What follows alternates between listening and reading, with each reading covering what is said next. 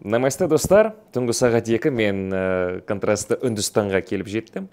Құдай қаласа ертең менің Үндістандағы саяхатым басталады. Ал қазір анонс. Үндістан әлемнің ең көркем, сиқырлы таңғажайып елдердің бірі. Все, что говорят на YouTube про Индию, это 90% ерунда. Осы шығарылымда біз Үндістанның 3 қаласын көреміз. Дели, Агра және Бангалор. Ең қызықты жерлерін аралап, Тадж-Махалдың ішіне кіреміз. Даланың антисанитариялық тамағын жейміз. Доби кастасымен танысып, үшінші жыныс адамдарымен жолығамыз. Және Үндістанның Кремний алқабына барып, Инфосис компаниясының акцияларын сатып аламыз. Ал Алматыдан Нью-Делиға аттанайық достар. Үндістан оңтүстік Азиядағы мемлекет. 2023 жылы халық саны 1,5 миллиард адамды құрады. 1947 жылдың 15 тамызына дейін Ұлыбританияның бөлігі болды. Үндістанда адамдар 1000 түрлі тілдер мен диалекттерде сөйлейді. Бірақ Үндістан конституциясында халықтың едәуір бөлігі сөйлейтін 21 ресми тіл бекітілген. Осы шығарылымда біз Олд Делиден бастаймыз. Олд Дели негізгі тарихи аудан. Моғол әулетінің қалыптасуы мен империяның өркендеуі басталған жер. Астананы ағылшындар басып алған кезде де барлық ауқатты тұрғындар осында қоныстанған болатын. Тек 20 ғасырда Нью-Дели құрыла бастаған кезде біріншілік біртіндеп қаланың оңтүстік жаңа аудандарына көшті. Үндістанның астанасы Дели әлемдегі ең көне қалалардың бірі және шамамен 2,5 мың жыл бұрын құрылған. Бұрын ол ежелгі әртүрлі мемлекеттердің орталығы болды. Ал үндістер бұл қаланы романтикалық түрде 7 империяның астанасы болған дейді. Ресми түрде мұнда шамамен 16 миллион адам тұрады. Бірақ нақты саны жоғары. Ешкім лашық тұрғындарын санамайды. Қала маңын ескере отырып, Делиде шамамен 30 миллион адам тұрады. Бұл Қазақстан халқынан да көп. Көбінесе бұл қала Нью-Дели деп аталады. Бірақ іс жүзінде бұл қаланың бір ауданы. Мұнда айтарлықтай таза және тыныш. Ал алысқа кетпей, Олд Делиге қайта оралайық.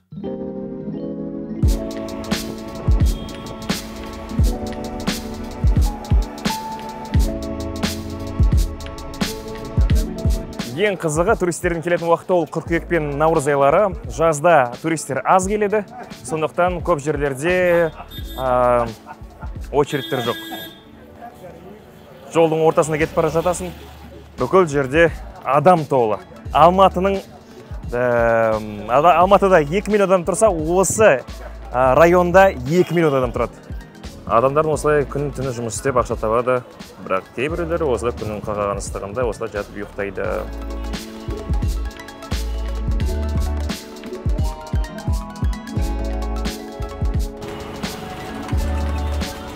И в Олд Дели в основном много мусульман, да? Олд Дели считается как 90% мусульмане живут. Мусульмане. Очень много мусульман живут, потому что это город построили в 17 веке Монголии. Пятый монгольский император построил этот город, и он сам был мусульманин. Үндістанның ақшасы ол рупи, және бүкіл рупилерде Махатма Гандиның суреті салынған екен. Қазақстанның теңгемен салыстырғанда айырмашылығы 5-5 теңге. Өшітті төлейін десеңдер, ақшаны просто 1 рупияны 5-ке көбейте саласыздар. Көрмейді ғой. Мысалға менде міне 100 рупий, ол 550 теңге. Жергілікті халықтың Яндекс таксилердің бірі, ол Вереликса. Біз қазір 2,5 сағатқа 700 рупийға оларды алдық, жалдадық. Олар бізді бүкіл қызықты жерлерге осындай Вереликсамен апарады.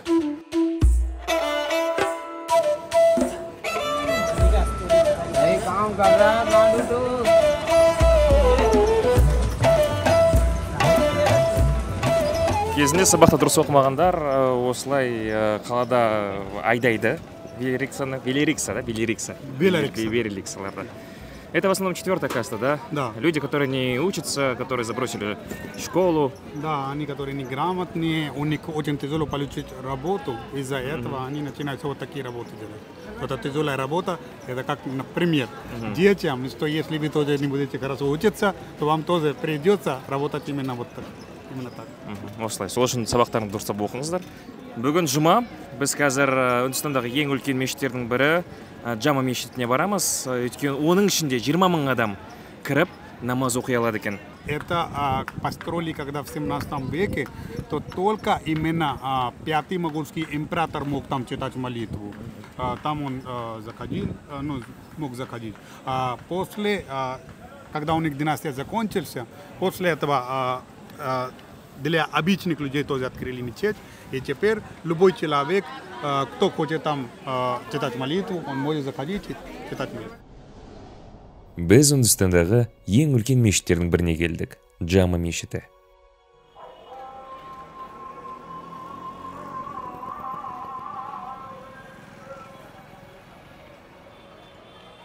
Бұл мешіттің толық аты Масджиди Джаханнума, парсы тілінен аударғанда әлемді бейнелейтін мешіт дегенді білдіреді. Біреу бұл Үндістандағы ең үлкен мешіт десе, біреулері ең үлкендердің бірі деседі. Бірақ бір нәрсе ғана белгілі, бұл әсерлі, үлкен және әдемі құрылым.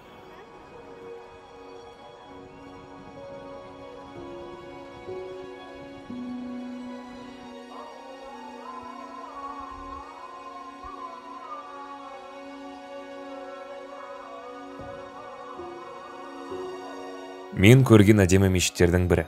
Мешітке кіру бағасы 300 рупий. Мешітті аралап жүрсек, қасымыздан адам кетпеді. Фотоға естелікке түсті. Бұл жерде турист ол құдайдан дейді екен.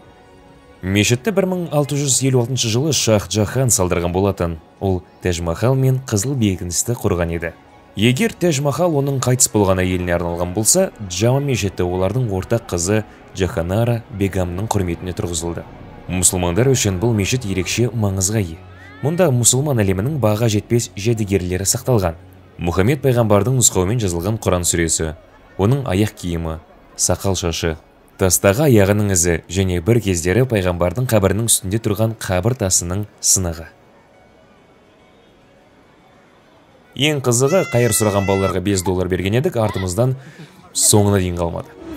Что такое индийское кино? Как они играют? Болливуд отдыхает.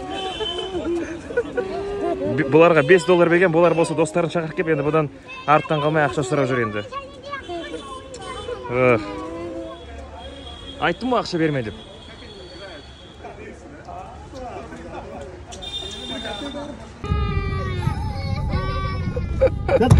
Актрисы Болливуда.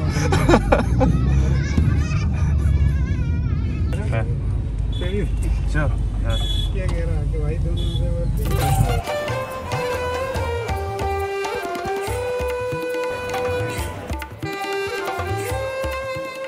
Нормально так устроилось, да? Азиядағы ең үлкен специя базарына біз келіп жеттік. Бұл жерде 1 километр барлығы специя сатады. Рынок называется Spice Market.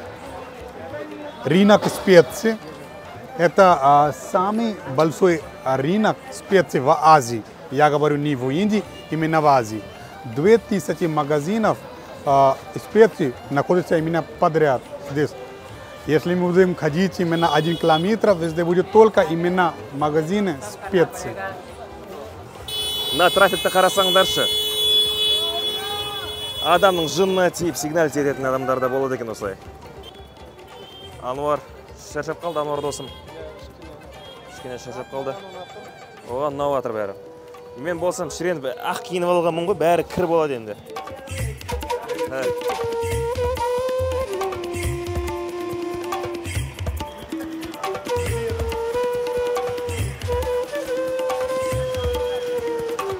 Я могу вам гарантировать, что если вы будете попробовать масала чай, вы не будете отравиться. Это 100%. Ануар мырза маған $100 берем дейді, ішсем осы чайды. Давай. Че, если выпьешь, я тебе дам $100. Только ты должен сразу. Ну, не сразу, конечно, но... Горячий чай ғой, горячий? Давай, минута. Минута. Не минута, но я выпью. Мен ішем осы чайды. Чайды ішеміз. Шай өте ыстық екен, дәмін көрейік енді. Өте ыстық, өте ыстық.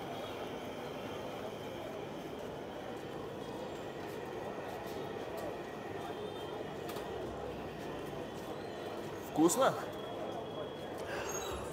Ал, барып басқа жақтарды көрейік. Мен ыстық шай ішіп жүрмін далада.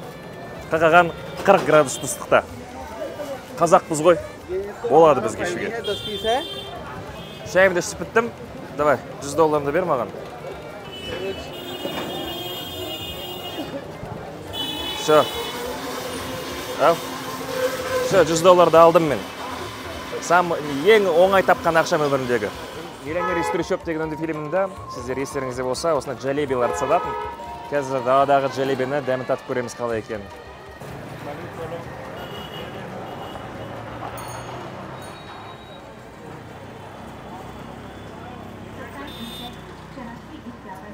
Тәтті, дәмді екен өте. Қант көп қосады екен ішіне.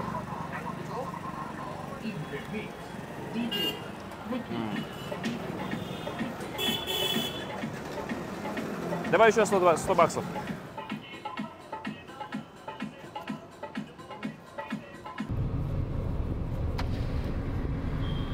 Хай.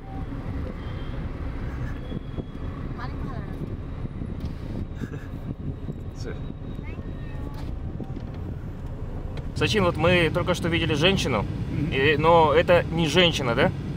Это не женщина, это, можно сказать, третий пол. Третий пол? Да, третий пол, если по закону в Индии, и называется хиджра.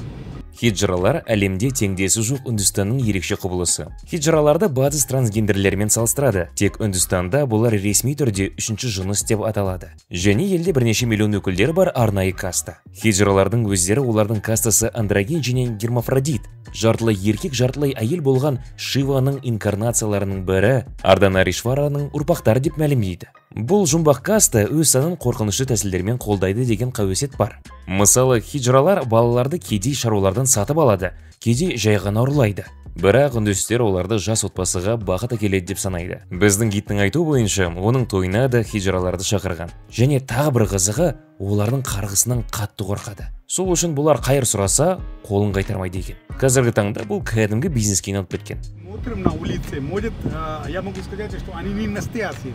Они просто одевают так, как они хиджра, и они просят на улице денег, это уже как Бизнес, да, бизнес. Да. Но они еще могут проклинать, да, людей? Из-за этого и есть бизнес, потому что люди боятся местные, что если он настоящий, и он будет плохо говорить или что-то делать, то цунами будет плохо. Из-за этого они не хотят рисковать, и они оставляют какие-то маленькие деньги. Это как бизнес. Бизнес. Бүкіл жерде Үндістан адам өлім бойынша бірінші орында тұр деп айтады. Өйткені ең басты оған себеп транспорт. Өлімнің басты себебі жол апаттары. Үндістандағы жолдарда, әсіресе қалаларда көлік қозғалысы өте қарқынды және оны реттеу мүмкін емес. Автокөліктер, мотоциклдер, рикшалар, жануарлар мен жаяу жүргіншілер арасында қауіпсіз маневр жасау үшін сізде талант болу керек. Адамдар көлік астында немесе толып жатқан автобустарда тұншығып өледі.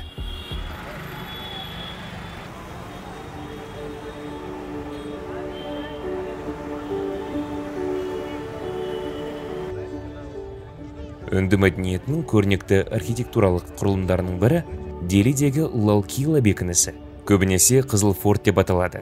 Делидегі Қызыл форттың құрылысы 1648 жылы аяқталды. Бұл үлкен және сонымен бірге әдемі құрылым Моңғол императоры Шах Джаханның резиденциясына арналған. Үндістан отарланғаннан кейін 1947 жылға дейін бекіністе ағылшын гарнизоны болған. Қызыл фортты салу үшін 10 жыл қажет болған екен. Форт бастапқыда ақ түсті болды. Өйткені ол ақ құмтастан салынған. Ал түстің қызыл түске өзгеруіне британдықтарды кінәлі деп санайды. Ал достар, біз ол Делині аралап болдық. Енді ас мәзірінің уақыты келді.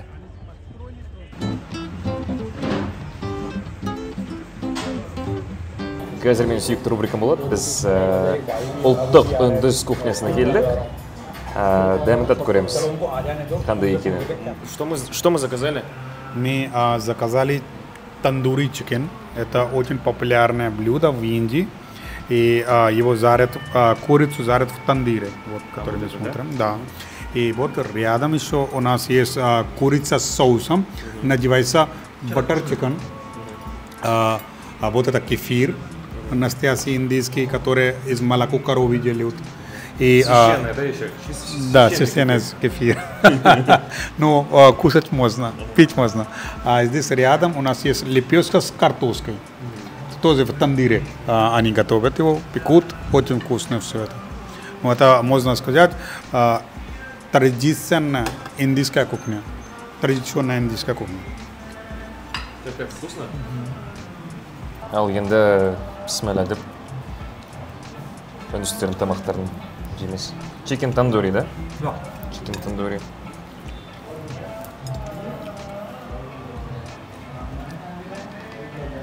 Курица, гриль.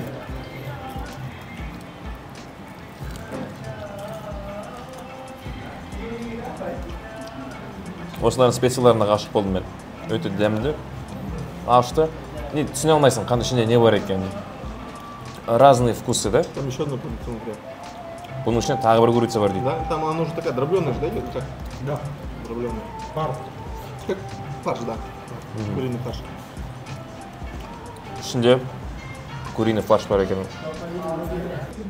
Ну, это острый, ну, ащылау екен. Остро сделали, да? Остро сделали. Скажу, что это как индийский, по-индийски.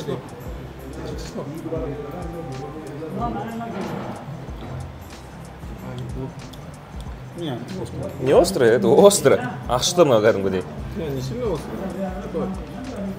Очень легкое, острое. с нами эта проблема. Если именно ресторан не острый, то нам не вкусно. Вот поэтому даже в Индии Макдональдс, KFC и всякие европейские бренды острые. И сначала, когда они открыли именно Макдональдс, то не были острые. Первый раз, люди заходили, попробовали, а потом они поняли, что это невкусно.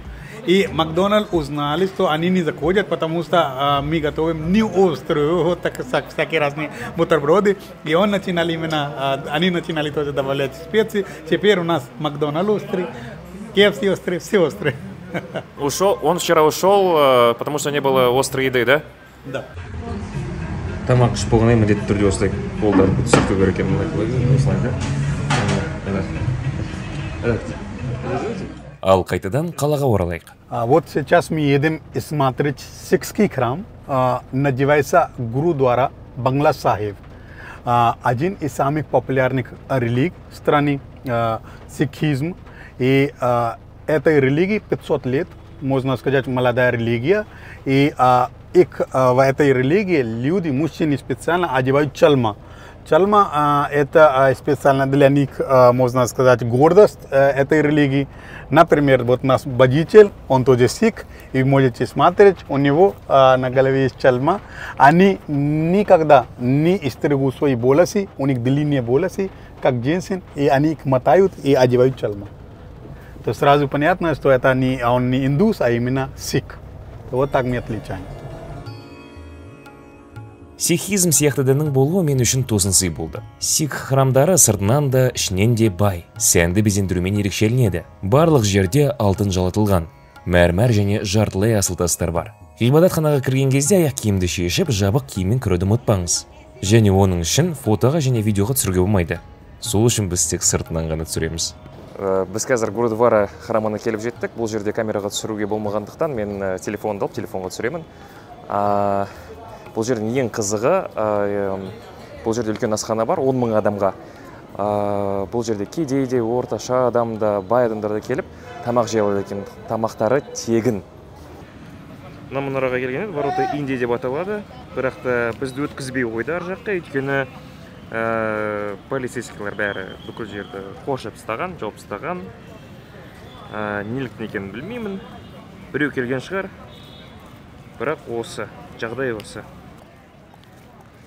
А вот вправду говорят, если сказать девушке, вот я читал факт, что если сказать девушке, что ее нога похожа на слоновью ногу, то это большой комплимент. Нет такого. Нет такого? Значит, это неправильный факт, да? Вообще не слышал такого. Можно сказать, средняя зарплата в Дели и в Индии отличается. Например, Дели это столица, вот поэтому средняя зарплата в Дели, сегодняшний день где-то $450-500. но это уже считается как нормальная зарплата, потому что если только 5 лет назад, то средняя зарплата в Дели была где-то $300-350, то Индия развивается, из-за этого зарплата тоже поднимается у людей.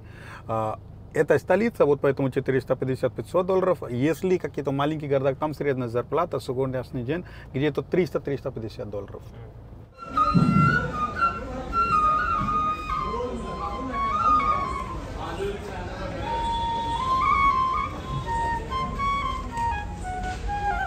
Достар, түнгі Делині көріп шығайық.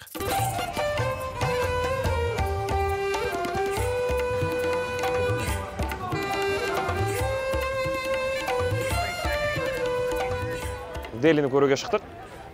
Ең бірінші көргеніміз ол пан. Пан деген ол Үндістанның бір ұлттық жвачкасы ма, бірақ адамдар толы, адамдар солына шайнағысы келе ма, түсінбедім. Дәмін татайын десем, антисанитария кішкене қорқып отырмын. Міне, мысалға, адамдардың қуана мына жерде жасап жатыр. Ертеме кеш пе, Үндістанға келген кез келген туристке жергілікті тұрғындар панның дәмін татуды ұсынады. Бұл не? Бұл әртүрлі демдеуіштер мен шөптерден тұратын ақшыл пастамен майланған бетел өсімдігінің бір жапырағы болып табылатын сағыздың бір түрі. Бұл дәстүрлі үнді шайнау қоспасы. Бетел жапырақтарын Үндістанда ғасырлар бойы жеп келеді. Бетел құрамындағы заттар антисептикалық қасиетке ие деп саналады. Так, мен оның не екенін түсіндім. Біздің қасымызда бағана үндіспен сөйлесіп, не ол десек, бұл насыбайдың бір түрі сияқты. Ішінде Үндістандарда алкоголь жоқ, темекі көбісі тартпайды, бірақ осы панды жейді екен де, панды жеп, кішкене кайфовать етеді екен. Қызықты. Кайфовать етеміз де үндісше бейді. Дәмін көрейін бе, көрмейін бе, кішкене қорқып отырмын. Қалай болады екен де, бірақ адамдардың бәрі күліп, ойнап, бәрі риза, әйтеуір, бәрі риза. Кейде ішіне наркотикті қосады екен. Ғалымдар пан өмірге қауіп төндіретін түрлі ауруларды, соның ішінде көмейдің қатерлі ісігін тудыруы мүмкін екенін анықтады.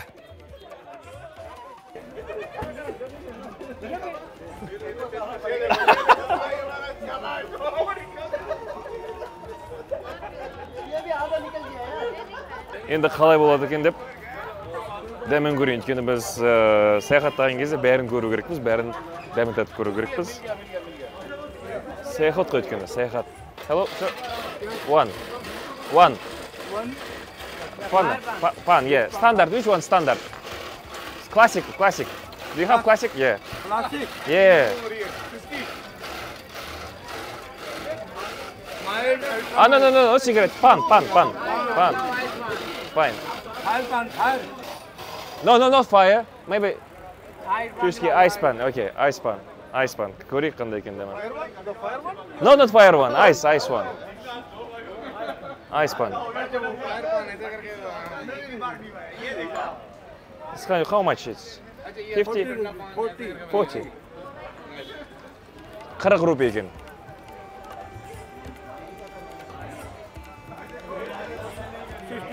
Okay, thank you.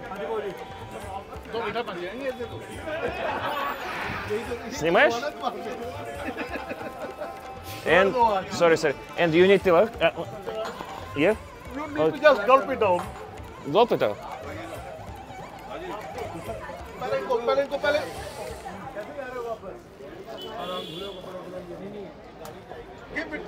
Give it.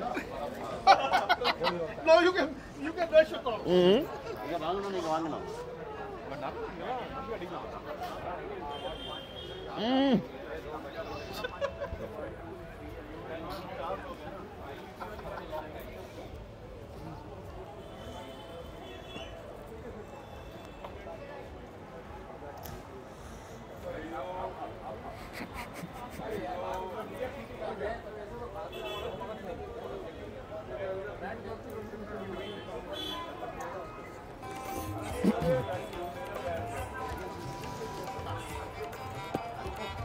Бұл жвачка сияқты екен, бірақ сен андай сергітеді екен.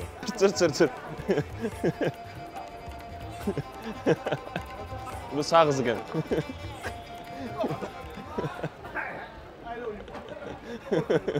Бұл насыбай емес, бұл сағыз екен. Үндістан қолдар рейтингісінде 4-ші орынға ие болды. Онда 15 миллионға жуық құл тұрады. Бұл әлемдегі барлық елдер арасындағы абсолютті есептеудегі ең жоғары көрсеткіш. Мысалы, Делиде даладағы экрандарда жоғалған балалардың суреттері тұрады.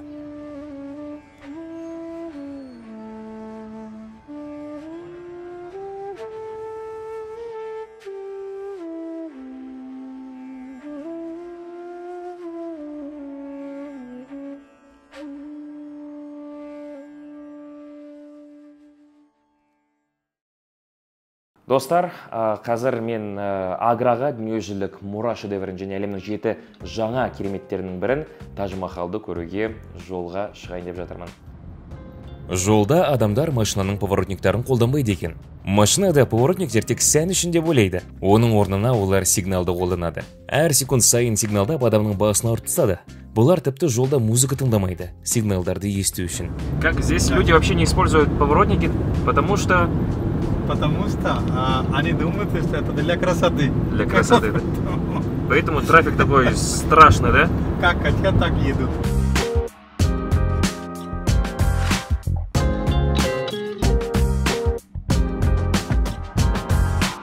Осы жолда жүрген кезде трассалардың көп жерінде америкалық осындай фастфудтар бар екен. Мысалы, кофеға Starbucks кофесі бар. Мына жерде Burger King, ар жақта Subway. Біз жолай тоқтап, қазір тамақтанып алмақшы болдық. Өйткені Аграға дейін 250 шақырым, 3,5 сағат трафикті көрдіңіздер, масқара. Ал қазір қайттан жолымызды жалғастырамыз.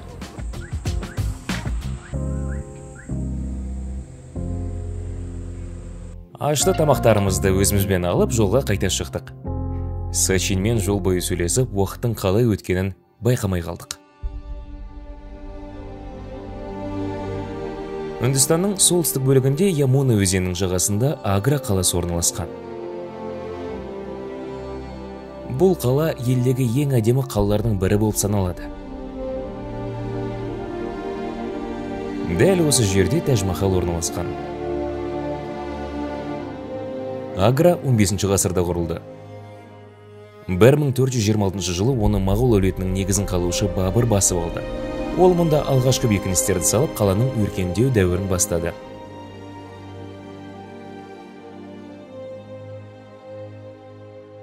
Ал қаланың ішіне кіріп, Тадж-Махалды көруге аттандық.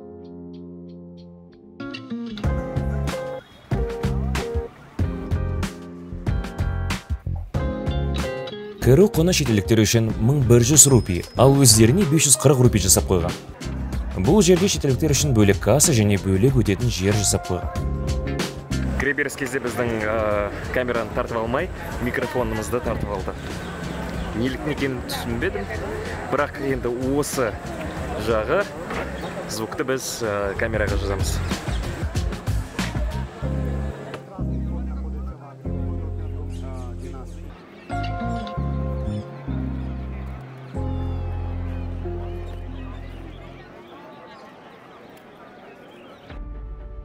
Мінекей достар, Тадж-Махалға жетіп те қалдық. Тадж-Махал мешіті кесенесі бүкіл әлемдік мұраның танылған шедеврі және Үндістанның Ямун өзенінің жанындағы Агра қаласында орналасқан әлемнің 7 жаңа кереметінің бірі. Жүрген 3,5 сағатымыз ақталды деп ойлаймын. Сөзім жетпейді бұнаны бәрін сипаттауға.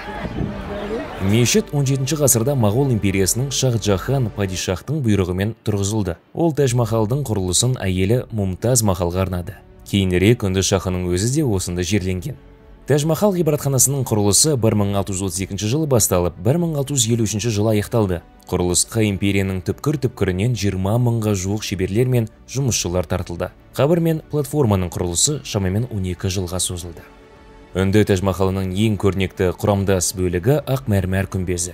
Сондай-ақ қабырғалар асыл тастар, інжу, сапфир, көгілдір, агат, малахит, карнел және басқа элементтері бар мөлдір мәрмәрмен қапталған. Тадж-Махал мешіті исламдық діни дәстүрге сәйкес жасалған. Интерьер абстрактілі рәміздермен және Құран жолдармен безендірілген. Тадж-Махал Үндістан еліндегі мұсылман өнерінің інжу маржаны және үнді, парсы және араб элементтерін біріктірген Моғол стиліндегі сәулет өнерінің ең жақсы үлгісі болып саналады.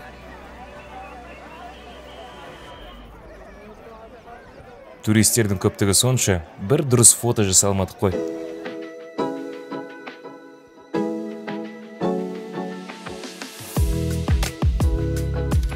Басында айтқанымдай, Үндістан қарама-қайшылықтар елі, елде жақын жерде кедейлер мен байлар, сауатты адамдар мен жазуды және оқуды білмейтін адамдар өмір сүреді. Мысалға, Тадж-Махалдың қасында,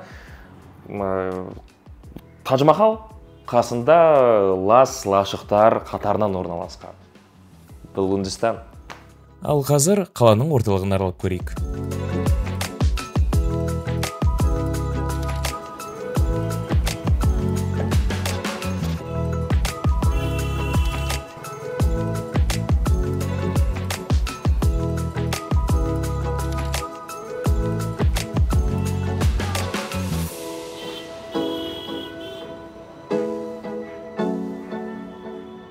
Осы жердің тамағын жейміз деп ауырып қалмайық ертең. Құдай сақтасын.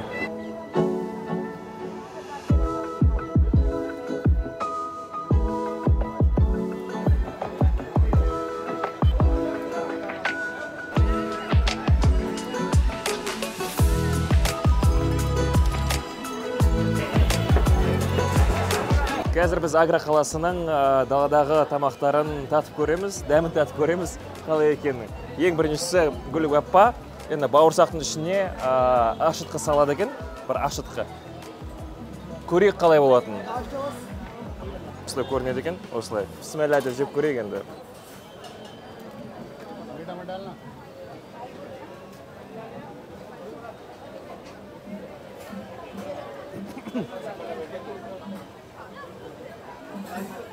Ашытқы екен острый. Но вкусно.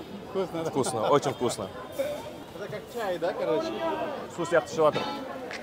Ал достар, біз Делиге оралып, тағы қызықты жерлерді көрейік. Ал сосын Бангаулар қаласына ұшамыз.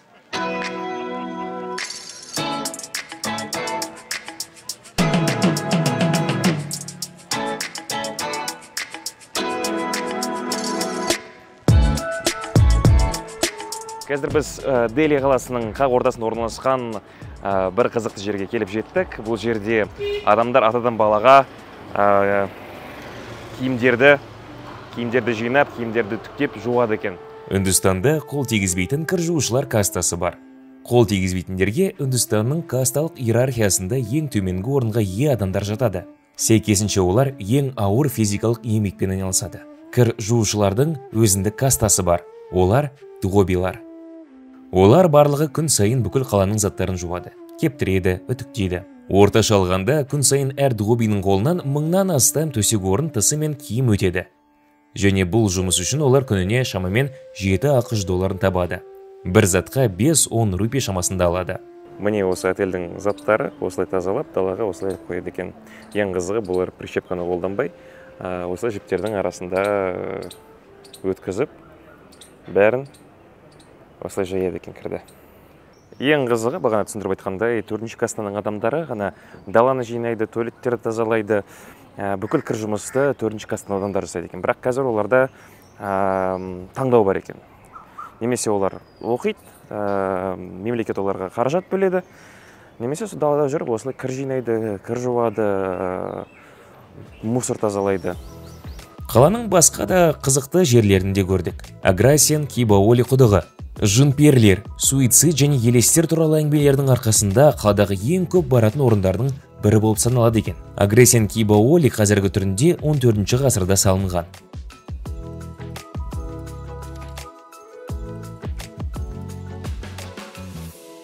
Сосын Лоди бақтарына да кіріп шықтық. Бұл қалалық саябақ 1936 жылы лашықтардың орнында құрылған. Бақтарды құруды үнді королінің әйелі қолға алған екен. Саябақ өз атауын өткен мыңжылдықтың ортасында елді басқарған Лоди әулетінің атын алды. Бірақ қарапайым мөлшеріне қарамастан саябақта көптеген қызықты жерлер бар. Бақтардың аумағында қабірлер бар. Олардың ең ежелгісі Дели билеушілерінің бірі Мұхаммедтің қабірі. Енді үндістерден үйренетін бір нәрсе ол шыдамдылық, сосын позитивті ойлау. Осыны түсіндім. Біздің Делидегі саяхатымыз аяқталды. Енді аэропортқа барып Бангаулар қаласына ұшайық.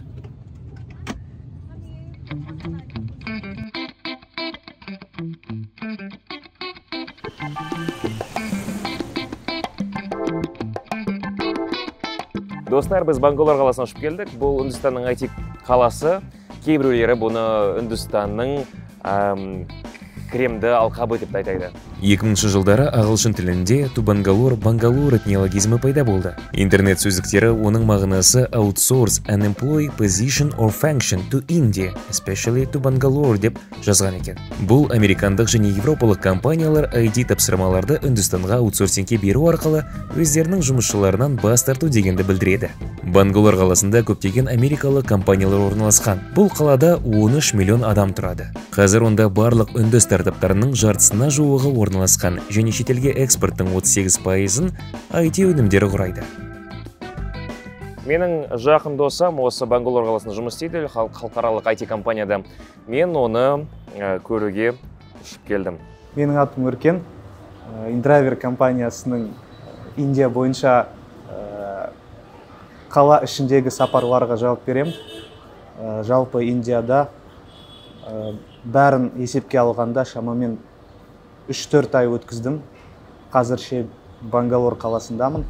Қысқаша тарихқа шолу жасайық. 1947 жылы Үндістан тәуелсіздік алғаннан кейін үкімет Бангалорға ғылым мен технологияны дамытудың маңызды орталығы ретінде бас тігуге шешім қабылдады. Мұнда жаңа университеттер, ғылыми орталықтар, зертханалар мен политехникалық мектептер құрылды. Содан кейін Бангалордың ғылыми-техникалық әлеуетіне Рам Кришна Балига есімді адам қызығушылық танытты. Ол Бангалордағы Үндістан ғылыми институтын бітіріп, ақш-қа General Electric және Westinghouse-қа жұмыс істеуге кетеді. 1960 жылы елге оралып, ол Үндістандағы ең маңызды электроника өндірушілерінің бірі Bharat Electronics мемлекеттік корпорациясының бас инженері болады. Рам Кришна Балига электронды индустриядағы трендтерді өте мұқият қадағалап, қалада Electronic City IT ауданын ашты. Бастапқыда дамуы өте баяу болды. Тек 1991 жылдан бастап қала үлкен IT хабқа айнала бастады.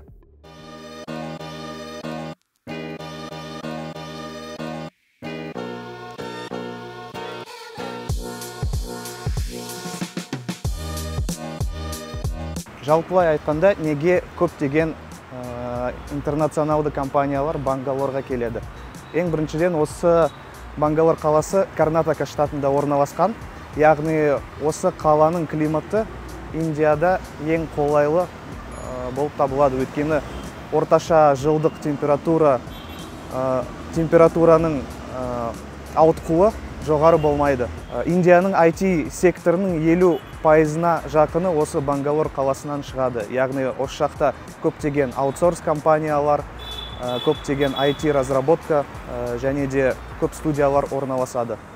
Және де одан да бөлек көптеген стартап пен жаңағыдай қалыптасқан үлкен компаниялардың офистары, хабтары, IT хабтары осы жақта орналасқан. Осы Бангалор қаласында Microsoft, Google, Meta және де IBM компаниялардың оңтүстік азиялық негізгі офистары орналасқан. Біз Electronic City IT аудандарын көруге келген едік. Бірақ та бұл жерді қатты қорғайды екен. Видео фотоға түсіруге болмайды. Бұл ауданда Infosys, Wipro, Mid3, Infosys, Flipkart, Mahindra сияқты ірі үнді IT компанияларының штаб-пәтері шоғырланған. Компаниялардың қоршаулары да үлкен екен. Ал осы ауданға келгенінің мақсаты Infosys компаниясының акциясын сатып алу. Infosys электрондық коммерция мен телекоммуникациялық кәсіпорындарға арналған арнайы бағдарламаларды қамтамасыз етуді әзірлеумен айналысатын үндістандық компания. Осы компанияны Жусан Инвест қосымшасы арқылы 50 акциясын сатып аламын. Өйткені мен бұл компания маған болашақта табысы келетініне сенімдімін. Почему здесь так много IT-специалистов? Потому что на индийском рынке очень легко найти англоговорящих специалистов, а также средняя оплата труда за такого качества специалистов гораздо ниже, чем в других развитых странах. Пробкалардың атасы осы Бангалорда екен. 2 сағат болды пробкада тұрғанымызға. Делида мынандай пробка жоқ.